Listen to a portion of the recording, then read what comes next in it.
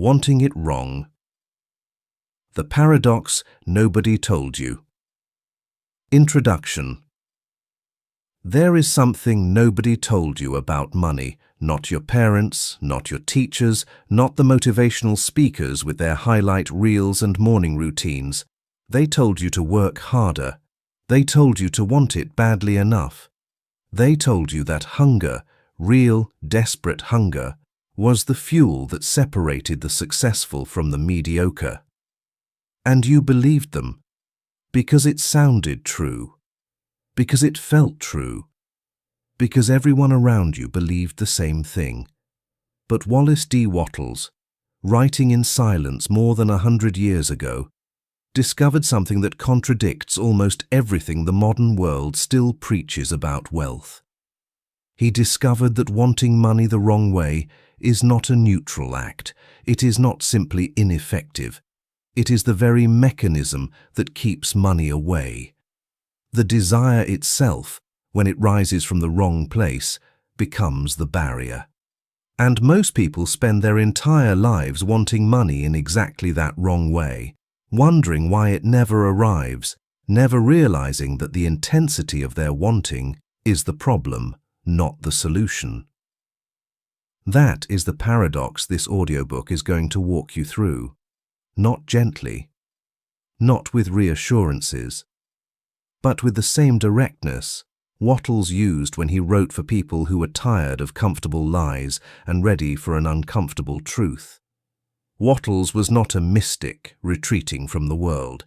He was a man who had known poverty firsthand, who had studied the philosophies of his era with ruthless attention, and who eventually arrived at a set of principles so precise and so counterintuitive that most of his contemporaries dismissed them entirely. He said that the universe operates according to law, not luck, not favoritism, not the arbitrary grace of circumstance, but law. And like all laws, this one works whether you understand it or not, whether you believe in it or not, whether you are aware of it or not.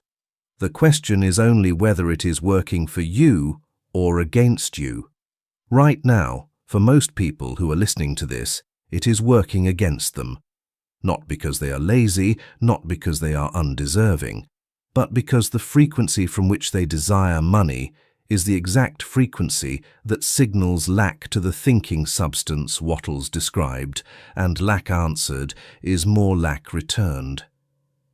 By the time you reach the final chapter of this audiobook, you will understand precisely why this happens. You will understand the difference between desire that attracts and desire that repels, between a self-image that opens the channel of supply and one that quietly closes it every time something good tries to come through. You will understand what Wattles meant when he said that poverty is not a condition of circumstance, but of awareness, and more importantly, you will understand how awareness changes. In Chapter 5, you will recognize the exact moment when your desire shifts frequency. You will feel it, not just understand it intellectually, and that recognition, once it happens, cannot be undone. For now, simply stay with the paradox. Let it sit uncomfortably for a moment. You have been told your whole life to want more, to want harder, to let the hunger drive you. What if that instruction was the most expensive mistake you ever followed? Chapter 1. The frequency of lack. Why most people's desire is actually a prayer for poverty. Close your eyes for a moment and think about money, not abstractly, specifically. Think about the amount in your bank account right now. Think about what you owe. Think about what you want that you do not yet have. Think about the gap between where you are and where you want to be. Notice what happens in your body when you do that. For most people, something tightens. Something in the chest or the stomach contracts slightly, almost imperceptibly, like a hand closing around something fragile. There is a low-grade urgency underneath the thought, a quiet alarm that has been running so long you barely hear it anymore. That feeling, that contraction, that urgency, that subtle alarm, is not motivation. It is not ambition. It is the signal you have been broadcasting to the thinking substance Wattles described, and it is the signal that has been shaping your financial reality with perfect, obedient accuracy. Wattles wrote that the thinking substance fills all space, penetrates all things, and responds to thought the way water responds to the shape of whatever contains it. It does not judge. It does not evaluate whether your desire is noble or petty, whether you have worked hard enough to deserve what you want, or whether your intentions are good. It simply responds to the dominant vibration of your consciousness, the feeling underneath the thought, and begins to arrange circumstances, events, and conditions to match that feeling with absolute precision. This means that if the dominant feeling underneath your desire for money is lack, the feeling of not having it, the fear of never getting it, the urgency of needing it, then the thinking substance receives that signal and does what it always does. It creates more of the same. More conditions that match the feeling of not having. More evidence that confirms the fear. More circumstances that justify the urgency, not as punishment. As a reflection, the universe, in Wattles's understanding, is not a judge, it is a mirror. This is what he meant when he drew the distinction between the competitive mind and the creative mind. The competitive mind lives in a universe of scarcity. It believes at its core that there is a finite amount of good in the world, that what someone else has diminishes what is available to you, that you must fight and maneuver and outpace others to secure your share before it disappears. This belief feels practical. It feels grounded. It feels like an honest assessment of how the world works. But Wattles was unsparing about what it actually is. It is a disease, he said, of the race mind. A collective hallucination so widely shared that it has come to feel like reality itself.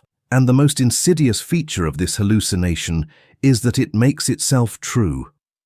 The moment you accept scarcity as the operating principle of your world, you begin generating the frequency of scarcity from within, and that frequency, broadcast continuously into the thinking substance, produces a life that appears to confirm the belief. The belief creates the evidence. The evidence reinforces the belief. The cycle runs for years, for decades, sometimes for an entire lifetime. The creative mind operates from a different premise entirely. Not optimism. Optimism is still a reaction to the possibility of scarcity, a hopeful argument against a fear that is still present. The creative mind operates from certainty.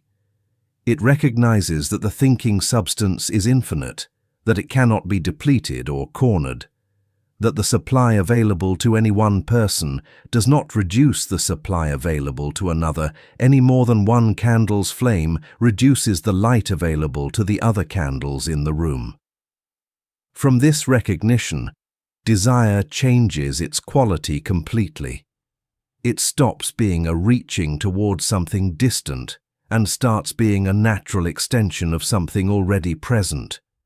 The wanting becomes warmer, more expansive, less urgent. And that warmth, that expansiveness, that absence of urgency, is the frequency the thinking substance responds to with abundance. Understand what this means practically. It means that two people can want the same thing: financial freedom, a thriving business, a life without money anxiety, and one of them will attract it steadily, while the other repels it consistently. Not because of any difference in talent or effort or deserving, but purely because of the frequency underneath the desire. One wants from wholeness, the other wants from wound, and the thinking substance, which does not read intention, only vibration, responds to each of them accordingly. This is not a comfortable teaching. It is far easier to believe that your financial circumstances are the result of external forces, a difficult economy, an unfair system, bad timing, insufficient opportunity, and those forces are real. Wattles never denied that the outer world contains genuine obstacles, but he insisted, with the calm certainty of someone who had tested this against his own life, that the outer world is always secondary to the inner one. Change the frequency of the inner world, and the outer world must eventually reorganize itself to match. Not immediately, not magically, but with the same inevitability with which a seed becomes a tree when given the right conditions, quietly, persistently, and without the possibility of failure. The first step in that change is not a technique. It is not a practice or an affirmation or a visualization.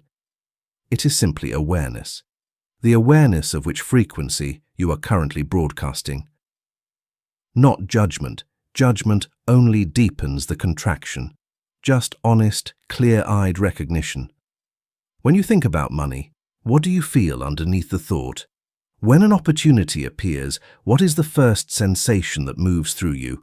Expansion or contraction, faith or fear, creative excitement or competitive anxiety? You do not need to fix anything yet. You only need to see it, because you cannot change what you have not first honestly seen. Wattles put it plainly. Poverty is not a condition of circumstance. It is the result of thinking against the flow of creation. And that thinking, at its root, is a feeling. The feeling of lack, worn so long it has become invisible, mistaken for realism, confused with responsibility, honored as humility. It is none of those things. It is simply a frequency, and frequency, unlike circumstance, can be changed. In the next chapter, we return to the question of labor, but from a deeper angle than before. Because if the frequency of desire shapes your financial reality, what does that mean for the work you're already doing? What does it mean for the effort you've already poured in? Wattles had an answer that will likely unsettle you because it doesn't let anyone off the hook. Not the overworked, not the underworked, not the ones grinding themselves down in the name of ambition. The issue, he said, was never how much you worked. It was always what was driving the work. And most people, if they're honest, already know the answer. Chapter 2. The Labor Illusion Revisited. Why working harder from the wrong place makes everything worse. There is a particular kind of exhaustion that has nothing to do with how many hours you have worked. You have felt it.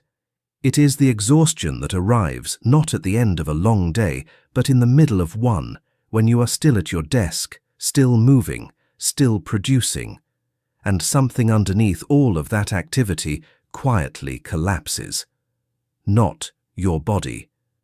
Something deeper. The part of you that has been asking, without ever saying it out loud, whether any of this is actually working, whether the effort is connecting to anything real, whether the gap between what you are pouring in and what is coming back will ever close. That exhaustion is a message. Wattles would have recognized it immediately. Not as weakness, not as ingratitude, not as a sign that you need to push harder or restructure your morning routine. He would have recognized it as the inevitable result of effort disconnected from right consciousness. Labor that is technically in motion but spiritually standing still. Work that has become a form of argument with the universe rather than a collaboration with it. In the first audiobook, we established the foundation. Money does not come from work. It comes from alignment. The outer world, your job, your business, your hustle, is not the source of supply. It is the channel through which supply moves when the inner conditions are right. Most people treat the channel as if it were the source, and so they pour everything into widening it, deepening it, forcing more volume through it, never understanding why the flow remains thin no matter how much they expand the pipe. The problem was never the pipe. The problem is what is, or is not, flowing through it. But today we go one layer deeper than that. Because the question is not only whether you are working too hard, the question is what is driving the work in the first place? What is the consciousness behind the effort? What is the feeling underneath the doing? And here is where Wattles becomes genuinely uncomfortable to sit with, because his answer does not spare anyone. It does not excuse the person who works 80 hours a week in desperate anxiety, and it does not vindicate the person who works very little while telling themselves they are practicing non-attachment. The issue is not the volume of effort, it is the origin of it. And the origin for most people is fear. Not the dramatic fear of catastrophe, the quiet, ambient, almost professional fear that has been normalized into something that sounds like responsibility. The fear that says, if I slow down, things will fall apart. The fear that says, I have to earn this, I have to prove this, I have to justify my place at the table through the sheer weight of what I produce. The fear that says, rest is a luxury I have not yet earned. Ease is something that happens to other people, and the only honest relationship I can have with money is one of constant struggle and vigilance. This fear does not feel like fear anymore. It feels like work ethic. It feels like discipline. It feels like the one thing standing between you and total financial collapse. And so you honor it. You protect it. You build an entire identity around it. Wattles saw this clearly in his own era, watching men work 16-hour days in factories and fields, their labor immense and their poverty unchanged. And he drew the conclusion that the industrial world refused to draw, that if hard work were the mechanism of wealth, then the hardest workers on earth would be the wealthiest people alive. They were not.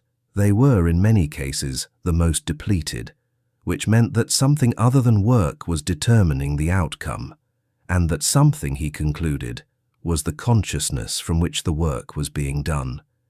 Think about what this means at the level of energy, of vibration, of the signal you are sending into the thinking substance every time you sit down to work. If you are working from fear, from the feeling that you must produce or face consequences, that you must earn your right to stability, that money is something you have to fight the world to extract, then every hour of that work is broadcasting the frequency of scarcity into the field that governs your financial life. You are working hard and praying for abundance while feeling, underneath every action, the unmistakable vibration of lack. And the thinking substance, which responds to feeling rather than intention, receives that signal and does what it always does. It sends back more conditions that match the feeling. More pressure, more urgency, more evidence that the fight is real and the margin is thin. You work harder in response. The frequency intensifies. The cycle tightens. And you call this ambition. Wattles called it friction. He used the image of a wheel spinning against the current, motion that generates heat but not progress, effort that consumes energy without producing forward movement. It is not that the work is wrong. It is that the consciousness behind the work is turned against itself, laboring in one direction while broadcasting in the opposite one. The hands move toward abundance. The feeling underneath moves toward scarcity. And in that contradiction, the creative power of the work is neutralized before it can take effect. The correct sequence, as Wattles laid it out, is precise and unambiguous. First, alignment. The inner state brought into harmony with the frequency of supply. Desire shifted from lack to wholeness, self-image expanded to match the consciousness of someone through whom abundance naturally flows. Second, from that alignment, inspired action. Not frantic action, not desperate action, but the kind of purposeful, calm, creatively charged movement that carries the vibration of certainty rather than urgency. and third, from that action.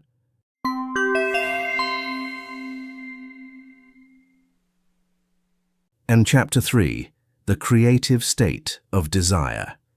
What it feels like to want from wholeness instead of wound.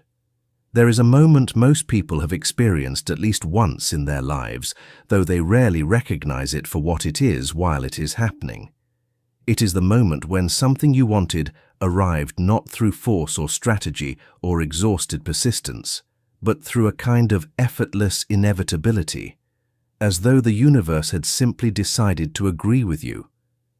A conversation happened at exactly the right time. An opportunity appeared from a direction you weren't watching. A door opened that you hadn't even thought to knock on. And afterward, looking back, you noticed that during the period leading up to that arrival, you had been in a particular state, calm, certain, not desperate, not grasping, not running calculations about whether it would work out, simply moving forward with a quiet confidence that it already had. That state is not luck. It is not a coincidence. It is not the random kindness of a universe that occasionally decides to reward patience. It is the creative state of desire, the precise condition Wattles described when he wrote about doing things in a certain way, and it is the single most important distinction in this entire audiobook, because it is the difference between a life where abundance occasionally visits and a life where abundance becomes the prevailing condition. Most people, when they hear the phrase desire from wholeness, dismiss it as spiritual language dressed up in practical clothing. It sounds like something you'd find on a motivational poster, soft and unthreatening, designed to make you feel better rather than to tell you anything true. But Wattles was not interested in making anyone feel better. He was interested in the mechanics of how reality actually assembles itself around consciousness, and the mechanics are precise. The creative state of desire is not a mood. It is not a personality type that some people are born with and others are not. It is a specific internal condition with specific characteristics, and it produces specific results with the same consistency that a chemical reaction produces the same compound every time the right elements combine under the right conditions.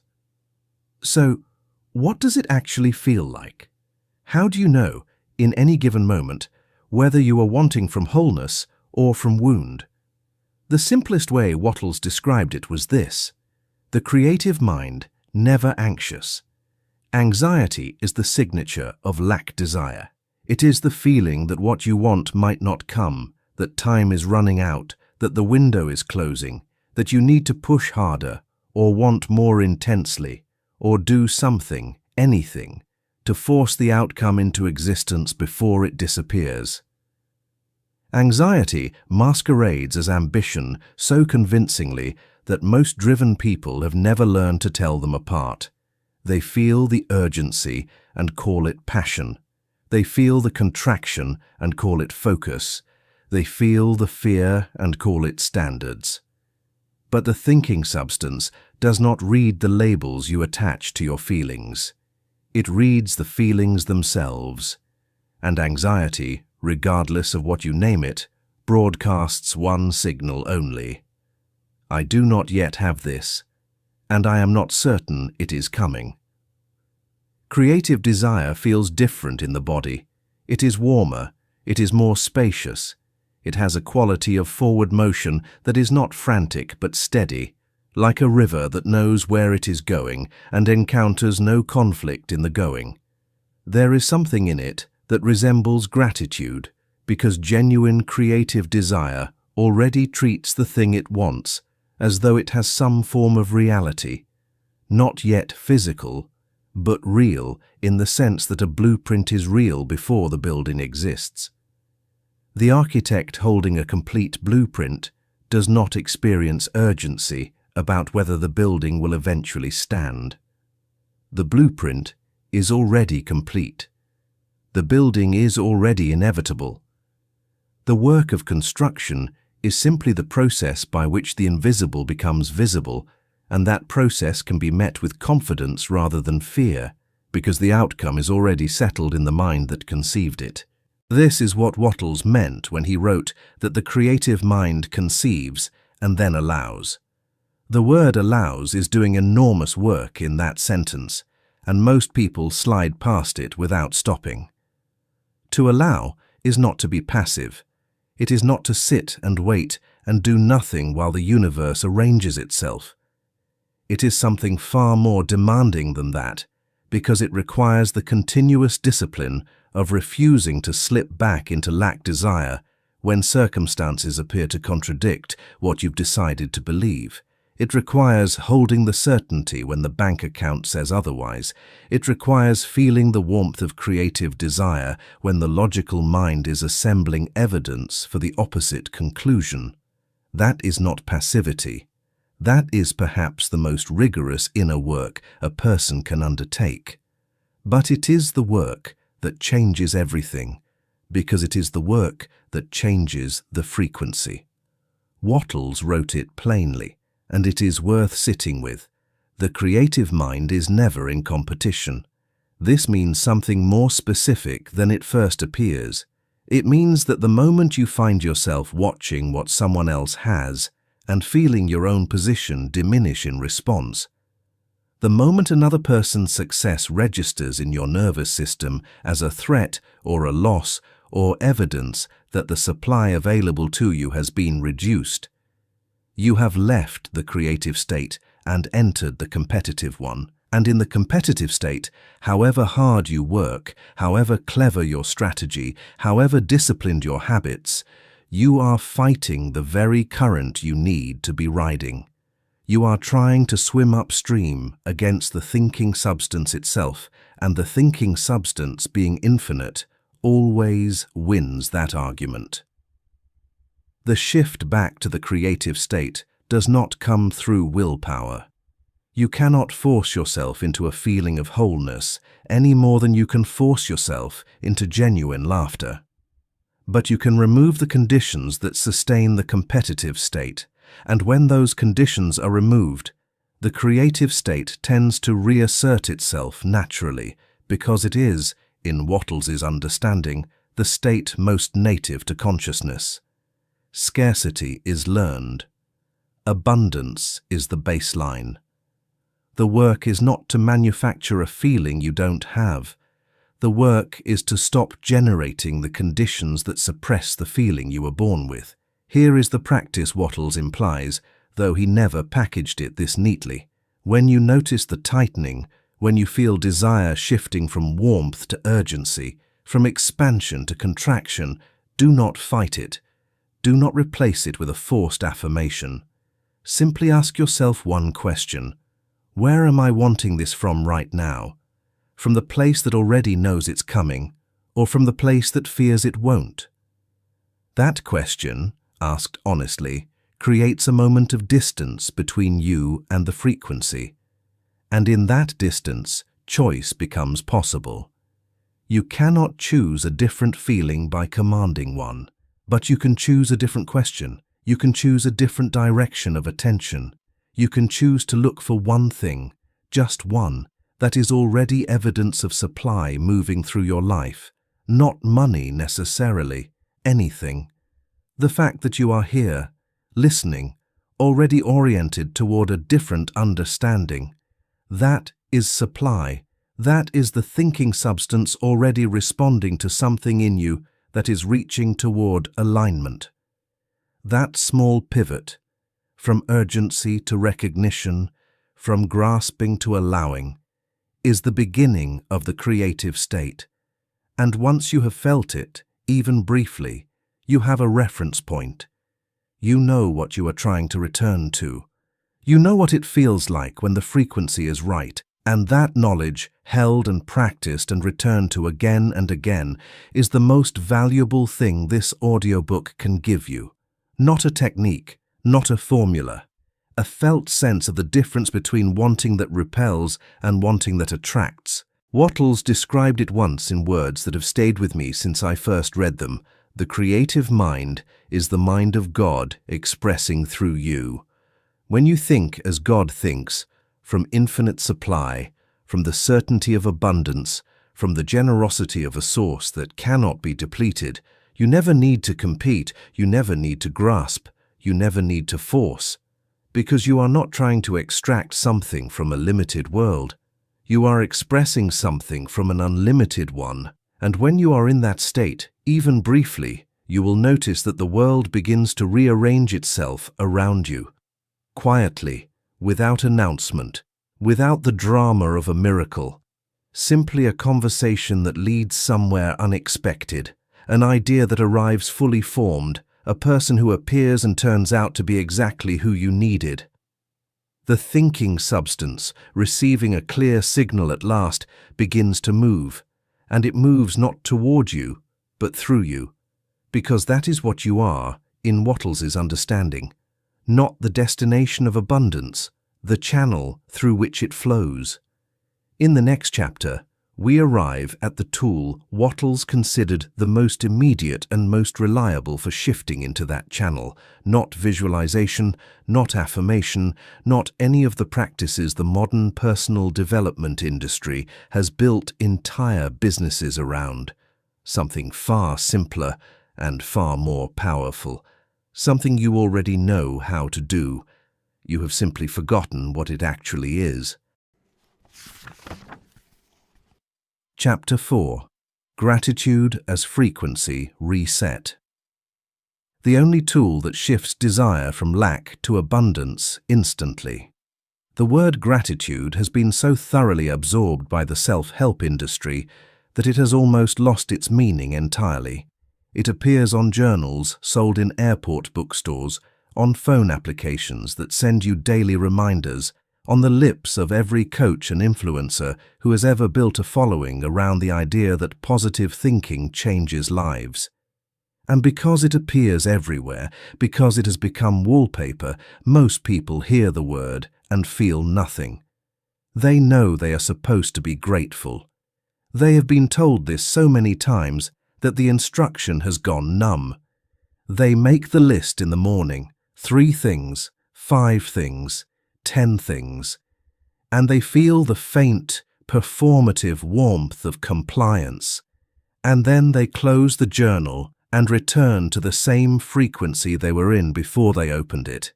That is not what Wattles was talking about. What Wattles described when he wrote about gratitude was not a practice. It was not a habit, not a ritual, not a discipline to be maintained through consistency and willpower. It was a law. Specifically, it was the law by which consciousness maintains its connection to the source of all supply, and when that connection is severed, through complaint, through resentment, through the quiet accumulation of dissatisfaction that most people carry so constantly they mistake it for personality, the flow of supply does not slow gradually. It stops, not as punishment, as physics. You cannot receive what you are not vibrationally open to receive, and a consciousness broadcasting dissatisfaction is by definition closed. Wattles put it in terms that sound almost mechanical, because he intended them to be, the grateful mind is constantly fixed upon the best, and therefore it tends to become the best. This is not an invitation to ignore difficulty or pretend that painful things are not painful. It is a precise description of how the thinking substance operates. Whatever your mind is fixed upon most consistently, whatever occupies the center of your attention with the greatest emotional intensity, is what you are impressing upon the formless field that surrounds you. And that field, which has no preference and no agenda, simply takes that impression and begins building the circumstances, the conditions, the encounters, and the outcomes that match it. Fix your mind habitually on lack, and the field builds more lack. Fix it habitually on what is already abundant, already working, already evidence that supply is real and present, and the field begins to build more of that instead. This is why gratitude is not optional in Wattles's system. It is not a nice addition for people who are spiritually inclined. It is the precise mechanism by which the frequency of lack desire is interrupted and replaced with the frequency of creative desire. It works because it is structurally impossible to be genuinely grateful and simultaneously in scarcity consciousness. The two states cannot coexist. Genuine gratitude, not performed gratitude, not listed gratitude, but the felt recognition that something good is already present, is by its very nature an acknowledgement that supply exists. And the moment you acknowledge that supply exists, even in one small area of your life, you have opened a channel that was previously closed. The thinking substance, which is always pressing against that channel from the other side, immediately begins to move through it. Notice that distinction carefully, because it changes everything about how you approach this. Reactive gratitude, being thankful when things go well, when the money arrives, when the circumstance improves, is pleasant, but it is not transformative. It is simply a response to conditions that were already created by a previous frequency. It tells the universe nothing new. It does not shift the channel. Generative gratitude is something entirely different. It is the decision to acknowledge abundance before the evidence arrives.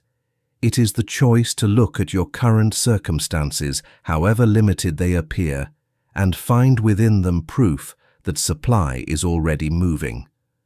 Not proof that everything is perfect, simply proof that the source has not abandoned you, that you are still breathing, that you are still thinking, that you are still, in this moment, connected to the infinite field from which all things are drawn. That proof is always available. This is the part most people miss. They wait for circumstances to justify gratitude, which means they are waiting for the outer world to change before they change their frequency, which means they are waiting for an effect to precede its own cause. The gratitude must come first, the circumstances follow, always in that order, never reversed. This is not philosophy. It is the precise sequence Wattles described, and it is the sequence every person who has ever moved consistently from lack to abundance has followed, whether they knew they were following it or not. Think about someone you know, or know of, who seems to exist in a permanent state of quiet abundance. Not necessarily someone with enormous wealth, though it may be that. Simply someone for whom things tend to work out, for whom doors tend to open, for whom the right people tend to appear at the right moments. If you observe them closely, you will almost always find the same quality at the center of how they move through the world. A kind of unforced appreciation for what is already present. Not naivety, they see difficulty clearly. Not complacency. They still want more, still work toward things, still feel ambition and desire. But underneath all of that, there is a baseline warmth, a settled recognition that life is fundamentally on their side, that the source has not closed itself off to them, that what they need has a way of arriving. That baseline is gratitude operating not as a practice, but as a permanent frequency. And it is the most magnetic state a human being can inhabit. Wattles was precise about what breaks that state, and it is worth naming directly because most people do it dozens of times each day without noticing. Complaint, resentment, the small habitual narration of everything that is not working, every inconvenience catalogued and reported, every gap between expectation and reality treated as evidence that the universe is withholding something it owes you. This narration feels honest. It feels like clear-eyed realism. It feels sometimes like integrity, refusing to pretend that things are fine when they are not. But in terms of the frequency it generates, it is indistinguishable from a continuous broadcast of lack. Every complaint is a statement to the thinking substance. What I have is insufficient. And the thinking substance, hearing that statement clearly and consistently, builds more insufficiency into the surrounding conditions. With the same reliability, it builds abundance for the consciousness that broadcasts appreciation. This does not mean suppressing honest feeling. It does not mean performing positivity over genuine pain. It means developing the habit, and it is a habit built through practice, not arrived at through insight alone, of redirecting attention after honest acknowledgement of difficulty toward what is still present, still working, still evidence that supply has not disappeared. The acknowledgement and the redirection are both necessary. The acknowledgement alone keeps you in the frequency of the problem.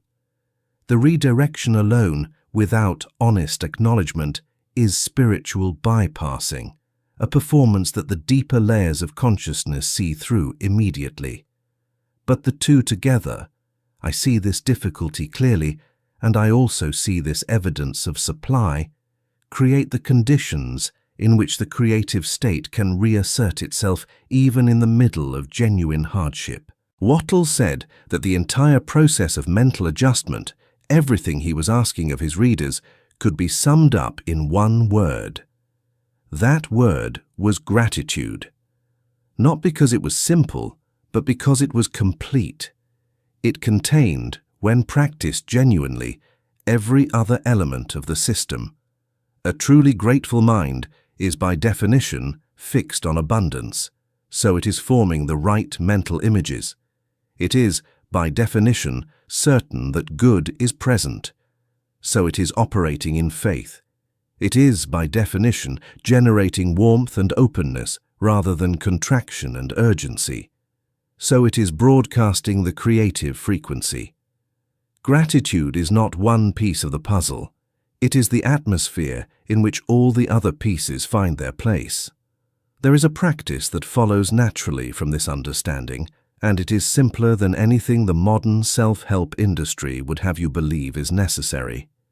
It is this: at any moment when you notice the frequency of lack reasserting itself, when desire tightens into urgency, when want sharpens into anxiety, when the gap between where you are and where you want to be starts to feel like accusation rather than direction, stop.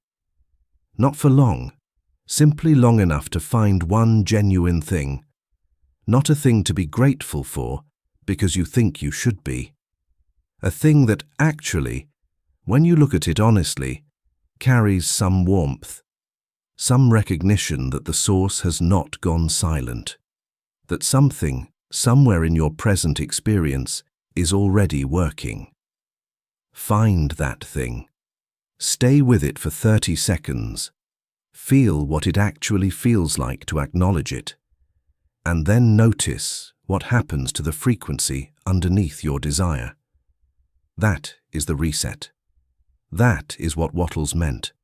Not a morning journal, not a list, not a ritual performed at the edges of the day while the middle hours run on the old frequency unchanged, a living, moment-to-moment practice of returning to the recognition of what is already here, already evident, already proof that the thinking substance has not closed itself off to you. When gratitude becomes that, not a practice you do but a quality you inhabit, money stops being something you chase and starts being something that follows you. Not because you have tricked the universe into compliance, because you have finally stopped broadcasting the signal that was keeping it away. In the next chapter, we go deeper still, because Wattles understood that even a person who masters their desire, who sustains the creative frequency, who practices genuine gratitude consistently, can still find abundance blocked by something more fundamental than any of those things. Something that operates beneath technique, beneath habit, beneath even the most sincere spiritual practice. He called it the dominant thought impression. We call it the self-image. And until it changes, everything else is working against a ceiling it cannot break through. Chapter 5. The Self-Image Trap. Why does your mental picture of yourself keep the money out? There is a story that circulates so frequently in conversations about wealth that it has become almost a cliché, and yet it contains something so precisely true that Wattles himself, had he known it, would have used it as his central illustration. It is the story of the lottery winner. The person who receives, in a single moment, more money than they had ever expected to accumulate in a lifetime, and who, within 3 to 5 years, finds themselves back where they started, sometimes worse. The money gone not through catastrophe or theft or extraordinary bad luck, but through 100 small decisions that, taken together, formed an unmistakable pattern. A pattern of someone who did not, at the level where it actually matters, believe they were the kind of person that kind of money belonged to. This is not a story about financial literacy, though that is how it is usually told.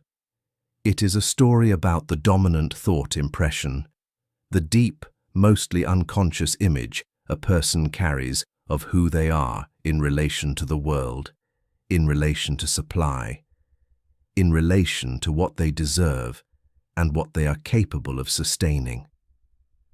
Wattles did not use the language of psychology. He wrote a century before the concept of self-image entered the mainstream conversation about human behavior. But what he described when he talked about the impressions held in the thinking substance, the images that consciousness sends into the formless field, with such consistency and such depth that they become the template around which circumstances organize themselves, is identical to what every serious psychologist and behavioral researcher has since confirmed through a completely different set of methods. The outer life is a remarkably faithful reproduction of the inner image, not of the conscious desires, not of the stated intentions, not of the vision board or the affirmation or the goal written down every morning, of the image held at the level where a person actually lives, beneath the performance, beneath the aspiration, in the quiet, unguarded moments when the truth of what you believe about yourself surfaces without the usual filters. And for most people, that image, when it comes to money, is one of fundamental incompatibility. Not always expressed as a belief, beliefs can be argued with, examined, replaced through effort and intention. It operates more like a feeling of category, a quiet, persistent sense that abundance on a certain scale belongs to a certain kind of person, and that kind of person is not quite you. Not because you are unworthy in any cosmic sense, simply because the category was established so early, reinforced so consistently, and confirmed so many times by the circumstances of your life that it has come to feel less like a belief and more like a fact, less like something you think and more like something you simply are. This is what Wattles meant when he said that poverty is not a condition of circumstance, but of awareness. The circumstances are real.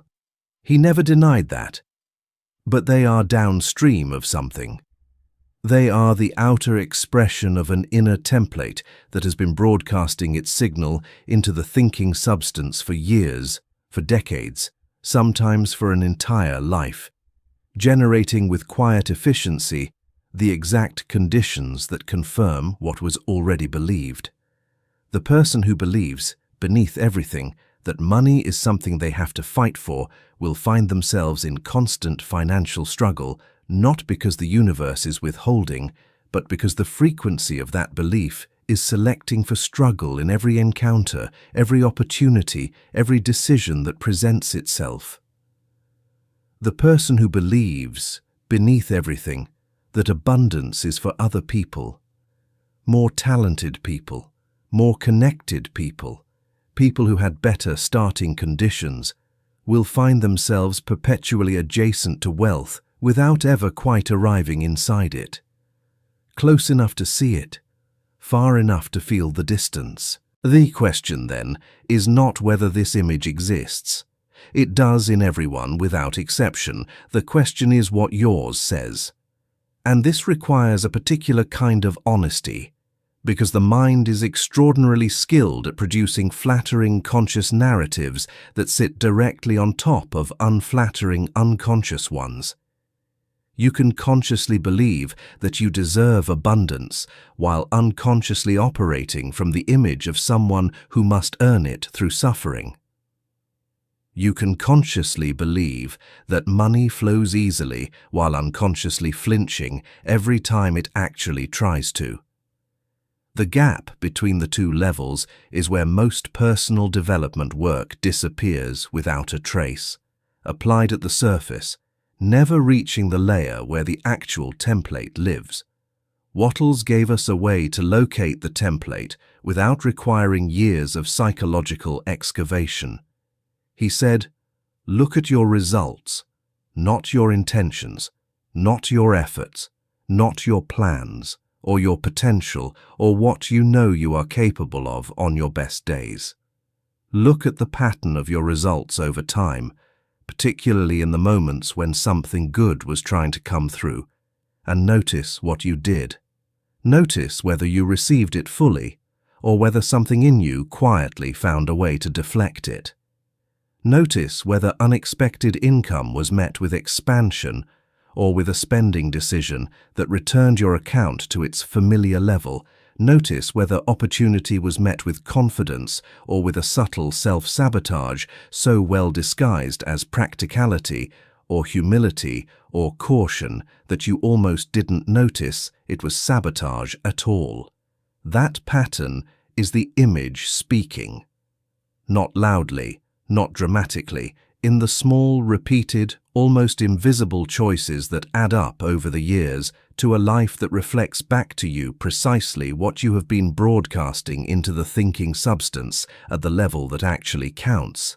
This is the moment in the audiobook where Wattles becomes most demanding, because everything up to this point has involved adjusting the quality of desire, cultivating gratitude, and learning to recognize the creative state. Those are real and necessary, and they make a genuine difference. But if the self-image remains unchanged, they are like renovating the rooms of a house built on a foundation that cannot support the weight of what you are trying to build. The rooms look better, the structure remains compromised. Eventually, everything returns to the level the foundation can sustain. The image must change. And Wattles was precise about how it changes, not through affirmation alone, not through visualization alone, though both have their place. It changes through a process he described as impressing the thinking substance with a new and definite image held with consistency and with faith, until that image becomes the dominant signal the field is receiving. Not replacing the old image through force, simply out-broadcasting it, consistently choosing, in every moment where the old image would have spoken, to speak from the new one instead, not pretending the old one isn't there, not arguing with it, simply declining to let it be the loudest voice in the room. The new image is not a fantasy. This is where people go wrong when they try to use visualization without understanding what Wattles actually meant by it. The new image is not the image of a person who has money. It is the image of a person who is the kind of person money flows through naturally. The distinction is everything. Wanting to be someone who has money is still a desire rooted in the gap, still broadcasting the frequency of not yet arrived. Being, in your own self-concept, someone through whom supply moves freely, someone who is fundamentally compatible with abundance, who does not need to struggle for it, or justify it, or apologize for it. That is the image that changes the template. And it changes it not by adding something external, but by removing the internal obstruction that was keeping the supply from arriving in the first place. There is a sentence Wattles wrote that I want to give you now, not as a quote to be admired, but as a mirror to look into honestly. He said, "The very best thing you can do for the whole world is to make the most of yourself." This sounds like permission, and it is. But it is also a challenge. Because making the most of yourself requires first having an accurate image of what yourself actually is, not the diminished, apologetic, fundamentally incompatible with abundance version the competitive mind has constructed over years of confirming evidence, but the version that exists prior to all that conditioning, the version that the thinking substance, in Wattles' understanding, already knows. The version that is not separate from supply, but is, at its deepest level, an expression of the same infinite source from which supply itself arises. That version of you does not need to be constructed. It needs to be uncovered. And the uncovering begins with a single honest question, asked not rhetorically, but with genuine curiosity about what the answer actually is. When you think about yourself in relation to money, not what you wish were true, not what you know intellectually should be true, but what you actually feel at the level beneath all of that, who are you? Are you someone for whom abundance is natural, easy, and expected? Or are you someone for whom it is always slightly out of reach, always requiring more effort than it seems to require for other people, always arriving with some hidden cost or some condition attached? Whatever word or image or feeling rose in you just now, that is the template. That is what the thinking substance has been working from. And now at least you can see it, you can name it, you can hold it up in the light of what Wattles understood and recognize it not as the truth of who you are, but as a frequency. A frequency that was set a long time ago under conditions that no longer apply by a version of you that was doing the best they could with what they knew. A frequency that can, with patience and practice and the kind of faith Wattles insisted was not optional, be changed. In the next chapter, we move from recognition to expression, because understanding that the image must change is one thing. Learning to act from the new image before the circumstances have caught up, before the evidence has confirmed it, before anything in the outer world has shifted to match the inner one, that is the work that actually moves the needle, and it is work that Wattles described with a precision that, once you understand it, makes every other approach to building wealth feel like it was missing the most important piece. Chapter 6. Acting from the New Identity. How to move through the world as the person who already has it. There is a trap that almost everyone falls into at some point on this path, and it is a trap so reasonable, so apparently logical, that it feels less like a mistake and more like simple common sense. The trap is this: waiting. Waiting until the feeling is right before taking the action. Waiting until the self-image has shifted before behaving as though it has. Waiting until the circumstances have changed before allowing the inner world to reflect something different. Waiting, in other words, for the effect to arrive before agreeing to embody its cause. It feels like integrity. Refusing to act in ways that don't yet feel authentic, refusing to pretend to be something you haven't yet become. But Wattles saw it for what it actually is, not integrity. Paralysis dressed in the language of honesty. And it is perhaps the single most effective way to ensure that nothing ever changes. The reason it is a trap is that it misunderstands the sequence. It assumes that identity is something that arrives first, fully formed, and then behavior follows from it naturally. But that is not how identity works, either in Wattles' understanding of the thinking substance or in anything the science of human behavior has since uncovered. Identity is not a destination you reach and then act from. It is something you build, moment by moment, through the accumulation of choices made in its direction. The feeling of being a certain kind of person does not precede the behavior of that person. It follows from it.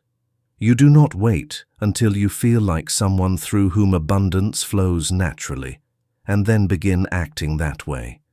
You begin acting that way, imperfectly and with effort at first, and the feeling gradually reorganizes itself around the evidence you are creating.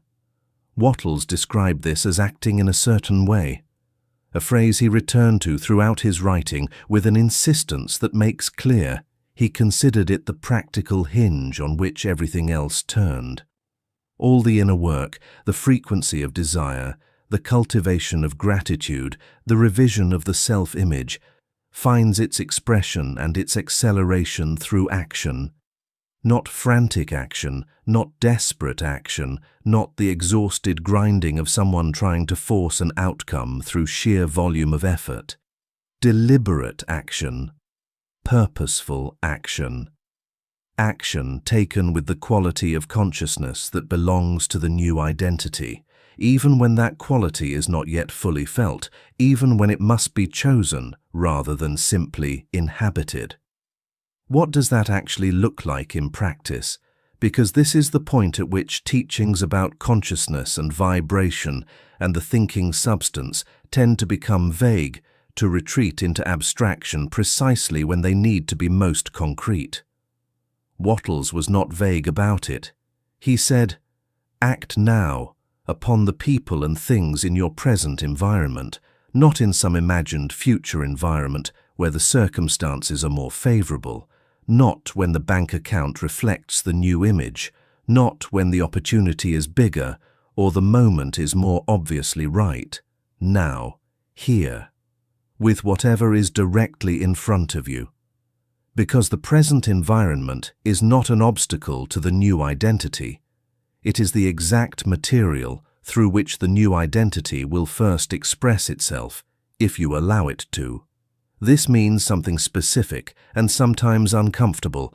It means that the conversations you are currently avoiding because they feel too bold for who you have been. The pricing conversation with a client, the negotiation you have been softening, the opportunity you have been approaching with apology already built into your posture. Those conversations are not waiting for you to become someone different before you can have them differently. They are the means by which you become someone different. The new identity does not arrive and then speak clearly. It speaks clearly, once, imperfectly, and in that speaking, it begins to arrive. The action is not proof that the transformation has happened. The action is the mechanism through which it happens. Wattles was precise about what acting from the new identity does not mean. It does not mean recklessness. It does not mean bypassing discernment or taking on risk that genuine wisdom would counsel against. It does not mean performing confidence you do not feel in ways that are transparent to everyone around you and that ultimately reinforce the old image rather than replacing it. There is a quality of presence in the person who acts from genuine alignment that is entirely different from the quality of someone performing alignment they have not yet reached. The first is still. The second is effortful. The first generates trust. The second generates doubt. And the thinking substance, which reads energy rather than behavior, responds to the first and is unmoved by the second. What acts from genuine alignment looks like is quieter than most people expect. It is not the loud declaration of arrival. It is the absence of the usual apology. It is making a request without the qualifier that cuts the request in half before it is even received. It is receiving a compliment without deflecting it, receiving payment without the reflex of guilt, receiving an opportunity without the immediate search for the reason it is probably not as good as it looks. It is, in short, the removal of all the small habitual gestures of incompatibility that the old self-image was inserting between you and the supply that was trying to reach you. The new identity does not add something dramatic, it subtracts something chronic. And what it subtracts is the resistance. There is something Wattles wrote that speaks to this directly, and it is one of the passages in his work that I find most practically useful, not because it is complex, but because it is so simple it is easy to underestimate. He said, "Put the whole power of your mind and will into every act, not into the dramatic acts, not into the obviously important moments, not into the decisions that feel like they carry the weight of your financial future, into every act, the email you write, the way you show up to a conversation that seems routine, the quality of attention you bring to the work directly in front of you, regardless of whether that work feels worthy of your full presence." Because the thinking substance does not distinguish between important moments and unimportant ones. It reads the quality of consciousness behind every act equally. And a person who brings full presence and full faith to the small things is broadcasting a frequency that is indistinguishable to the field from the frequency of the person who has everything they are working toward. This is the practice then, not to wait for the grand moment of transformation, the obvious turning point, the undeniable signal that the shift has happened and it is now safe to act differently. To bring the quality of the new identity, its stillness, its certainty, its absence of apology, its willingness to receive, to the very next thing, whatever that is. The very next conversation, the very next decision, the very next moment in which the old image would have spoken, and you can choose instead to let the new one speak, imperfectly, without waiting for it to feel fully natural, trusting that the naturalness comes through the doing rather than before it. Wattles compared this to the way a seed fulfills its nature. The seed does not wait until conditions are perfect before beginning the process of becoming what it is. It responds to the conditions that are present. Whatever light is available, whatever moisture exists in the soil, whatever warmth can be found in the season, it finds itself in. And it begins, not dramatically, not with the announcement that a transformation is underway, simply by doing the next thing that the law of its being requires it to do, and through that doing, through the faithful expression of what it already is at the level of its deepest nature, it becomes the thing it was always meant to become. The tree was not built from the outside in, it was expressed from the inside out, and nothing in the outer environment, not poor soil, not insufficient rain, not the wrong season, could ultimately prevent that expression from occurring, because the template was already complete in the seed before the seed ever encountered the ground. You are the seed. The template is already complete. The identity you are growing into is not something that needs to be imported from somewhere outside you. It is already present at the level of your deepest nature, waiting for the consciousness that surrounds it to stop obstructing its expression. Acting from the new identity is not pretending to be something you are not. It is removing the pretense of being something smaller than you are. It is allowing, one act at a time, one conversation at a time, one quietly courageous choice at a time, the expression of what Wattles insisted was always already true, that you are not separate from the source of supply. That abundance is not something you must earn your way toward, that the channel was never broken.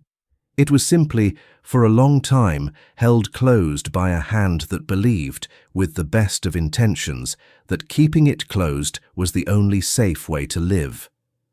Open the hand, take the next action, bring to it the full quality of the person you are in the process of becoming, and trust what Wattles trusted, with the certainty of someone who had tested it against the reality of his own life. that the universe does not withhold from the consciousness that finally stops withholding from itself.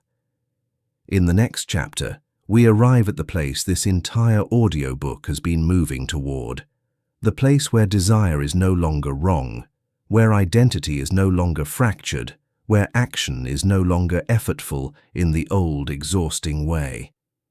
The place Wattles called the effortless current, where money stops being something you manage and starts being something that simply moves through you, the way breath moves through a body that has stopped holding itself rigid against the very air it needs to survive. Chapter 7. The Effortless Current. What happens when desire, identity, and action converge?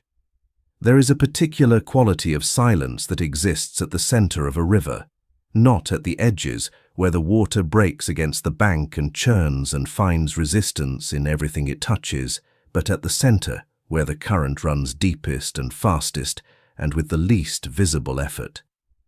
If you have ever stood in moving water, you know this quality. The surface may be turbulent, the sounds around you may be loud. But at the center, there is something that feels, paradoxically, like stillness. Not because nothing is moving, but because everything is moving in perfect agreement with itself, without conflict, without friction, without the energy-consuming negotiation between what is and what is resisting what is. That stillness at the center of motion is not the absence of force. It is force in its most complete expression. It is what power looks like when nothing is working against it. That is the effortless current. And it is not a metaphor Wattles would have used casually, because he did not use anything casually. He chose the language of flow, current, and circulation deliberately, because he understood that wealth, in its truest nature, is not a static thing to be accumulated and held. It is a moving thing. It circulates. It flows. It obeys the same fundamental law that governs every other form of energy in the universe, that it moves most powerfully and most freely through the channel that offers it the least resistance. And the channel, in every case, is you. Everything this audiobook has covered until now has been, in one way or another, about reducing resistance. The frequency of desire, shifted from lack to wholeness, reduces the resistance that urgency creates in the channel. The cultivation of gratitude reduces the resistance that complaints and dissatisfaction generate. The revision of the self-image removes the resistance of fundamental incompatibility, the deep structural belief that abundance belongs to a category of person that does not include you. The practice of acting from the new identity removes the behavioral resistance, the 1,000 small gestures of apology and deflection and self-minimization that were inserting themselves between the supply and its expression through your life. Each chapter has been removing something, and what remains, when enough has been removed, is not a new thing. It is the current that was always there, finally able to move through a channel that is no longer holding itself closed against it. Wattles described this state with a simplicity that is almost disarming after everything that precedes it. He said, "You can become rich without robbing or taking away from anyone, and by doing so, you become a channel through which the universe increases life for all." That word channel deserves more attention than it usually receives. A channel does not generate what flows through it. It does not produce the water by effort, will, or sustained concentration. It simply maintains its openness, its alignment with the source, its willingness to allow what is pressing against it from one direction to move through it and emerge on the other side. The channel's only job is not to obstruct, and when it fulfills that job, when the walls are clear, when the direction is aligned with the flow, when nothing inside the channel is actively working against the movement of what is trying to move, the current does the rest, effortlessly, inevitably, with a force that no amount of effort from outside the channel could replicate or replace. This is what people who have entered the effortless current report. Though they rarely use that language, they speak, instead of things clicking, of a period during which, without any obvious change in how hard they were working, the results began to compound in ways that effort alone could not explain, opportunities that arrived without being pursued, connections that formed without being engineered, ideas that appeared fully developed, as though they had been assembled somewhere below consciousness and simply surfaced when the conditions were right. Resources that emerged from directions no strategy had pointed toward. They often describe a quality of surprise at what was happening, combined with an equally surprising absence of anxiety about whether it would continue. As though some part of them recognized beneath the surprise that this was not luck, and was not fragile, and was not going to disappear the moment they stopped watching it carefully enough. That recognition that the current is not fragile, that it does not depend on perfect performance or sustained vigilance or the continuous exertion of will to keep it flowing, is perhaps the most liberating thing Wattles' understanding offers. Most approaches to wealth creation are fundamentally exhausting because they require you to be the source of everything. The drive, the strategy, the energy, the belief, the sustained effort, all of it generated from within and maintained through discipline and willpower alone. And willpower, as everyone who has relied on it for any length of time knows, is a depletable resource. It runs out. It falters. It has bad days and worse nights, and when it does, the whole system that depends on it begins to stall. But the person in the effortless current is not the source. They are the channel, and the source, by definition, does not deplete. The current that moves through them is not generated by them. It is generated by the infinite thinking substance that Wattles described as filling all space and responding to the consciousness that has finally learned to align with it rather than argue against it. The channel's job is maintenance, not generation. And maintenance, the daily returning to gratitude, the daily choosing of the creative frequency, the daily acting from the new identity, is sustainable in a way that generation never is. This does not mean the effortless current feels like doing nothing. Wattles was always clear about this, because he understood that the idea of effortless wealth is the easiest thing in the world to misread as an invitation to passivity. The person in the current is often extraordinarily active. They work, they think, they make decisions and take actions and engage with the practical mechanics of building a business or a career or a financial life with the same attention and care as anyone else. But the quality of that activity is different. The texture of it is different. It does not cost them the same thing. It costs the person operating outside the current, because it is not being generated from a place of fear or urgency, or the desperate need to force outcomes into existence before the window closes. It is being expressed from a place of alignment.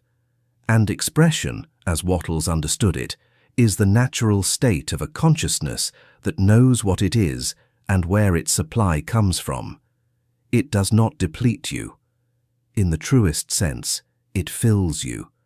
Because every act done in alignment with the source is simultaneously a receiving as well as a giving, a drawing from the infinite as well as a contribution to it. There is a moment in the life of almost everyone who reaches this state that they can point to afterward as the turning point. It is rarely dramatic. It is rarely the moment they expected. It is often something quiet, a decision made without the usual accompanying fear, a choice that came from somewhere below the calculating mind, a morning when they woke up and the baseline had shifted, and the old frequency of urgency was simply not there in the way it used to be. Not gone forever, not incapable of returning, but no longer the default, no longer the ground state from which everything else had to be effortfully elevated. That shift is the current finding its channel. And once it finds it, once the alignment becomes the baseline rather than the occasional achievement, the things that were supposed to happen begin happening. Not all at once, not with the drama of a miracle, but with a steadiness and a consistency that over time becomes unmistakable. That steadiness is what Wattles was pointing toward in everything he wrote. Not the single windfall, not the spectacular reversal of fortune, but the current, constant, renewable, available, without interruption to the consciousness that has learned to stop obstructing it. Wattles wrote, near the end of his work, something that I want to offer you now, not as a conclusion, but as an orientation for everything that follows. He said that the person who has entered this state ceases to think of money as something to be obtained and begins to think of it as something to be expressed. That shift from obtaining to expressing is the whole of it. It is the difference between a life spent reaching towards something outside and a life spent allowing something inside to move outward into form. Between a self that is perpetually incomplete, defined by what it lacks and chasing what it does not yet have, and a self that is already whole, already connected to the source of everything it will ever need, already in the current that carries the supply it is no longer working against. The silence at the center of the river is not emptiness. It is fullness so complete it has nothing left to resist. That is the effortless current. That is what this entire audiobook has been building toward. And in the final chapter, Wattles offers the last piece, the one that reframes everything that came before it, that lifts the conversation above money entirely and reveals what was always the real subject underneath. Not wealth, not abundance, not financial freedom. Something older than all of those things, and something that, once understood, makes all of those things not destinations to be reached, but natural consequences of a life being lived in its fullest possible expression. Chapter 8. The True Currency. What Wattles actually meant, and what you've always been chasing. You did not come to this audiobook because you wanted money. That is what you told yourself, perhaps. That is the surface answer, the one that makes practical sense, the one you could explain to someone else without feeling exposed. But underneath that answer, if you are willing to go there honestly, there is something else. Something that money was always standing in for, always representing, always promising to deliver if you could just accumulate enough of it, or arrange it correctly, or finally stop losing it faster than it arrived. You were not chasing money. You were chasing the feeling of being fully alive without fear, the feeling of moving through the world with the quiet certainty that what you need will be there when you need it, the feeling of existing in your own life, not as someone scrambling to secure their position, but as someone who belongs here, who has a right to be here, who is not one bad month away from the whole thing coming undone. That feeling is not a product of money. It never was. This is the final teaching, the one Wattles saved for last, because it cannot be heard correctly until everything that precedes it has been understood. It sounds, at first, like the kind of thing said by people who have never had to worry about money. A comfortable abstraction available only to those whose material needs are already met. But Wattles wrote it from the perspective of someone who had known genuine poverty, who understood what it meant to lack not in the abstract, but in the concrete, daily humiliating reality of not having enough. And he said it anyway, with the calm of someone who had tested it and found it to be not a consolation, but a precision. The true currency of the universe is not money. It is life itself, moving through you, expressing as you, increasing through every contact you make with the world around you. Money, in this understanding, is not the goal. It is one of the forms the goal takes when consciousness is operating in alignment with the source. It is the shadow cast by something more fundamental. The radiance, as Wattles described it, of a life being fully lived in conscious partnership with the thinking substance that underlies all things. Chase the shadow and you labor. Honor the light and the shadow follows you. This is not mysticism dressed up as financial advice. It is a description of the precise causal sequence that Wattles observed operating in the lives of everyone who had genuinely moved from lack to abundance, not temporarily, not through a single fortunate event, but sustainably and increasingly over time. They had, each in their own way and through their own particular path, stopped serving money and started serving life. And then, without exception, money had started serving them. What does it mean to serve life? Wattles was specific about this in a way that is easy to miss because it sounds so simple. He said that the purpose of the universe is the advancement and increase of life, that the thinking substance is not neutral or indifferent, but is fundamentally oriented toward growth, toward expression, toward the continuous unfolding of more life through every form it inhabits. And the person who aligns with that orientation, who moves through the world in a way that increases life wherever they go, who leaves every person they encounter and every situation they engage with slightly more expanded than it was before they arrived, that person is cooperating with the deepest current in the universe.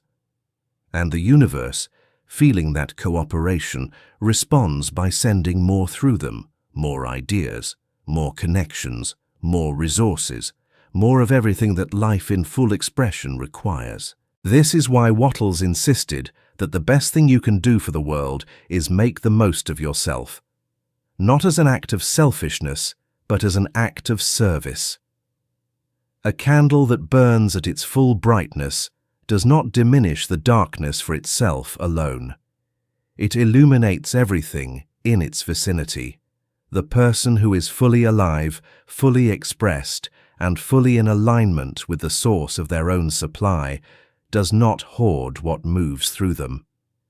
They radiate it. They become, in Wattles's language, an instrument through which the universe multiplies itself, and the instrument is cared for, maintained, continuously supplied, precisely because it is being used for the purpose it was made for. Think about the moments in your own life when you have felt most alive. Not most comfortable, not most secure, not most certain that the future was under control. Most alive. The moments of genuine creation, of connection that went deeper than the surface, of contribution that cost you something real and returned something realer still. The moments when you forgot to be afraid because you were too fully present to whatever was happening to have room for fear. Those moments did not feel like scarcity. They did not feel like a lack. They felt, whatever the outer circumstances, like more than enough. Because in those moments you were in the current. You were expressing life rather than managing the fear of losing it.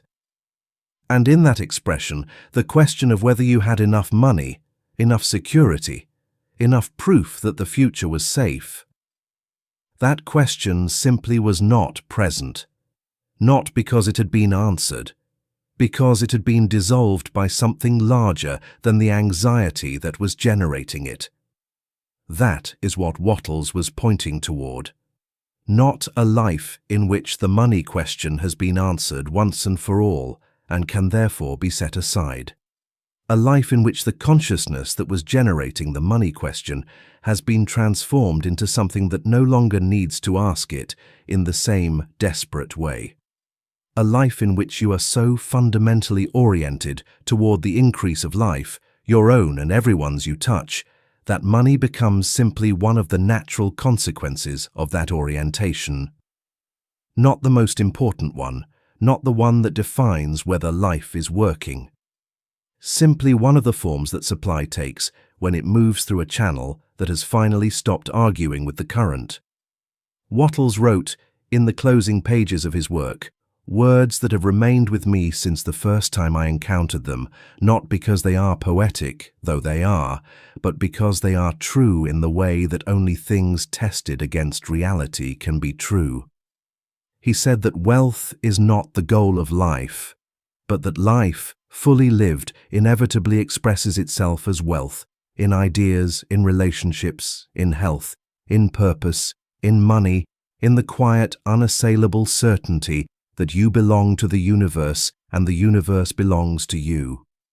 That certainty is the true currency, the thing you were always chasing underneath the money, underneath the security, underneath every desire that ever moved through you for more than you currently had. The certainty of belonging, of being in the right place in the right current, not despite who you are, but because of it. You do not earn that certainty. You cannot work hard enough to justify it, cannot accumulate enough to finally feel secure enough to allow it, cannot achieve anything that will make it feel like a reasonable conclusion rather than a reckless act of faith. You simply choose it.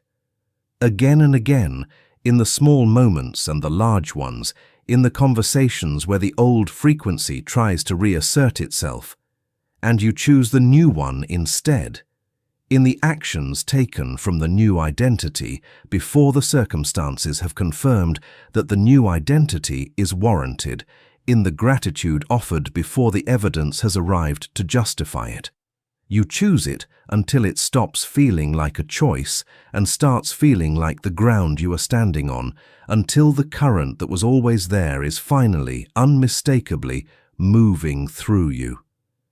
That is the secret law of effortless wealth, not a technique, not a formula, not a sequence of steps that, if followed precisely enough and long enough, guarantees a specific financial outcome.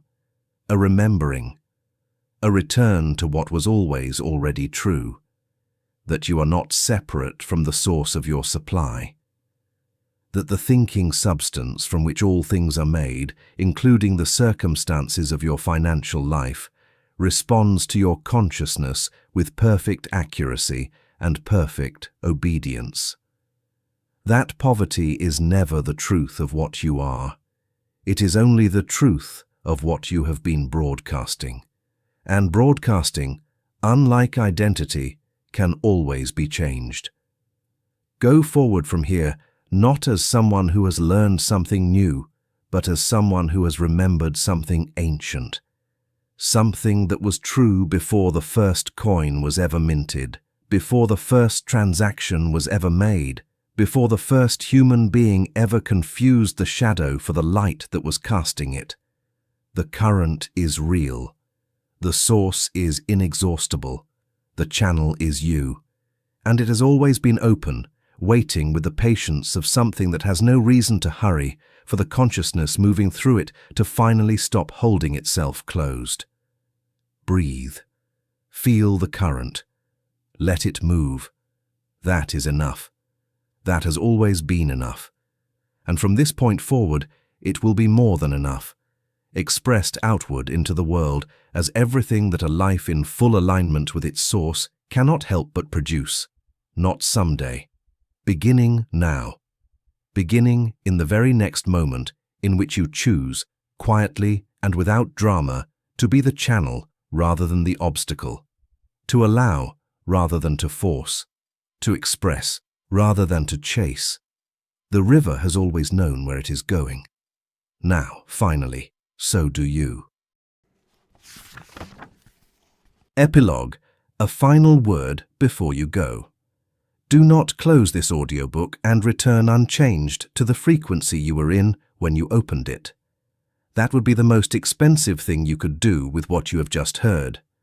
Not because the information will disappear, It will not, but because information without immediate application has a way of settling into the category of things you know, without allowing them to alter how you actually live. And Wattles did not write for people who wanted to know more interesting things. He wrote for people who were ready, finally, to live differently. So before the next thing claims your attention, before the notifications and the obligations and the familiar momentum of your daily life pulls you back into the current you were in before, take one moment, just one, and ask yourself the question that this entire audiobook has been building toward. Not what do I need to do differently, not what technique should I apply or what habit should I start or what affirmation should I repeat. Simply this: from where am I living right now? From the frequency of lack or from the frequency of the source? From the wound or from the wholeness? From the person who must earn their way to abundance or from the person through whom abundance moves naturally as the river moves through the channel that has stopped holding itself closed against it?